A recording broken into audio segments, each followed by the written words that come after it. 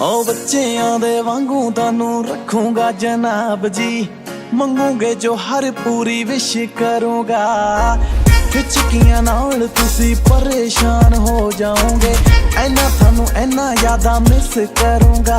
ਸੱਚੀ ਮੁੱਚੀ ਐਨਾ ਜ਼ਿਆਦਾ ਮਿਸ ਕਰੂੰਗਾ। ਓ ਗੱਲ ਸੁਣ ਲੋ ਡੀਅਰ, ਤੁਹਾਡੀ ਅੱਖਾਂ ਚ ਟੀਅਰ ਨਹੀਂ ਆਉਣ ਦਿੰਦਾ ਜੱਟ, ਤੁਸੀਂ ਐਵੇਂ ਨਾ ਡਰੋ। ਓ ਕਦੇ ਹਾਂ ਕਦੇ ਨਾ ਬੇਬੀ ਐਦਾਂ ਨਾ ਕਰੋ।